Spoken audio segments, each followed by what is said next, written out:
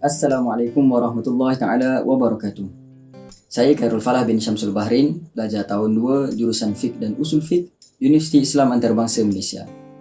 Baik, jadi hari ini saya nak kongsikan serba sedikit tentang kepimpinan Rasulullah SAW dalam perjanjian Hudaibiyah. Tidak dapat kita sangkal lagi bahawa Rasulullah SAW merupakan contoh dan tauladan terbaik buat kita semua, termasuk dalam bidang atau dalam tema kepimpinan.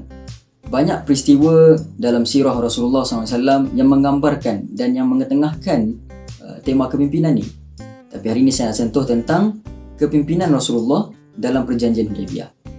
Baik, yang pertama, Rasulullah SAW menunjukkan baginda seorang pemimpin yang cekal dan tabah dalam berdepan dengan dugaan dan tekanan. Bayangkan ketika itu umat Islam dah bersiap sedia untuk masuk ke Mekah. Setelah hampir 6 tahun lamanya mereka tak dapat balik ke Mekah. Jadi mereka setelah mendengar mimpi Rasulullah SAW bahawa mereka akan mengerjakan umrah di Mekah, jadi mereka gembira. Mereka dah excited. Dalam perjalanan menuju ke Mekah tu, mereka telah dihalang oleh tentera kafir Quraisy. Dan pada waktu itu mereka ditekan, orang kafir Quraisy ditekan sebab nak perang, nak memerangi orang Islam ini. Tapi Rasulullah tekad dan persisten bagi tahu bahawa mereka datang ke Mekah ini bukan untuk berperang, tapi untuk mengerjakan umrah. Dan setelah beberapa kali orang kafir Quraisy menghantar utusan, tetap Rasulullah mengatakan benda yang sama. Dan jika mereka ingin berperang, Rasulullah menawarkan perjanjian damai.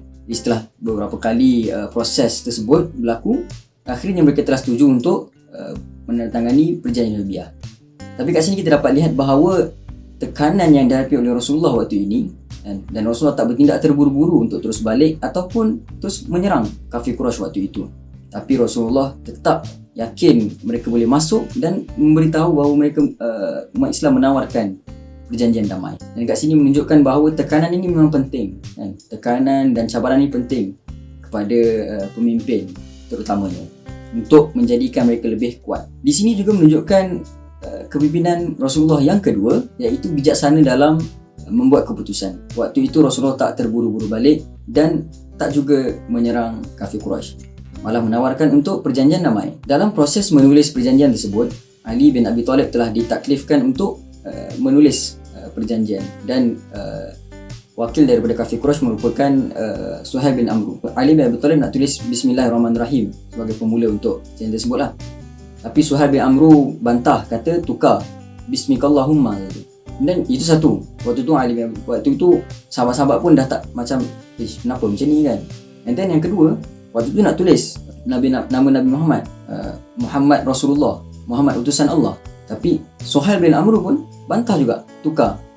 Dan akhirnya Rasulullah setuju untuk tukar jadi Muhammad bin Abdullah sahaja. Yang ini menyebabkan ramai sahabat yang tak puas hati dengan tindakan baginda. Kenapa Rasulullah terima juga kan benda ni. Tapi Rasulullah tetap sabar dan faham bahawa benda ni ada hikmah di sebaliknya. Rasulullah bijaksana dalam buat keputusan. Dan dengan kebijaksanaan Rasulullah inilah akhirnya perjanjian Hudaibiyah ni yang akhirnya boleh membawa kepada pembukaan kota Mekah. Yang ketiga, yang ini yang paling saya suka sekali. Setelah perjanjian damai dimeterai, maknanya orang kafir Quraisy dan umat Islam dah setuju, Rasulullah dah setuju semua. Rasulullah memberi arahan kepada sahabat-sahabat sekalian, pada umat Islam waktu itu untuk cukur dan menyembelih binatang sembelihan yang mereka bawa. Tapi waktu tu tak ada satu pun yang dengar, tak ada satu pun yang ikut. Sebab mereka waktu tu macam sedih dan marah lah. Kenapa Rasulullah terima dengan perjanjian ni yang dilihat agak berat sebelah, dan Rasulullah ikut sahaja apa yang Suhail bin Amru bantah kan.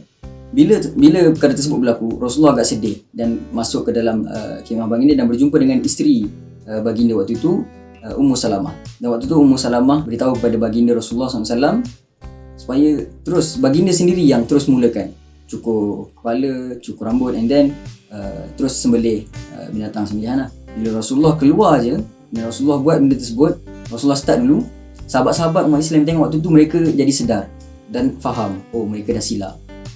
Jadi kat sini menunjukkan sifat kepimpinan Rasulullah yang ketiga, iaitu lead by example, memimpin menerusi contoh.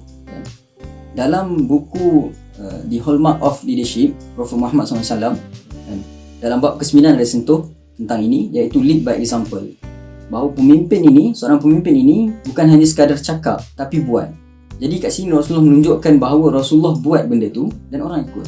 Jadi kat sini kita dapat lihat bahawa Rasulullah merupakan pemimpin, contoh pemimpin terbaik buat kita semua. Dan saya suka ada satu kaji barat ada menulis buku, ada penulis yang menulis tentang The Truth of Leadership. Ada 10 Truth of Leadership. Dan yang ke-8 adalah disebut tentang either you lead by example or you don't lead at all. Maknanya kat sini lead by example ni adalah satu nilai yang sangat penting bagi seorang pemimpin. Pemimpin bukan hanya sekadar cakap bagi arahan, tapi dia juga yang turut serta buat benda tersebut. Maknanya dia memaparkan ciri-ciri sebagai seorang pemimpin dan perlulah walk the talk lah, maksudnya macam itulah. Baik, sekali itu saja daripada saya. Assalamualaikum warahmatullahi taala wabarakatuh.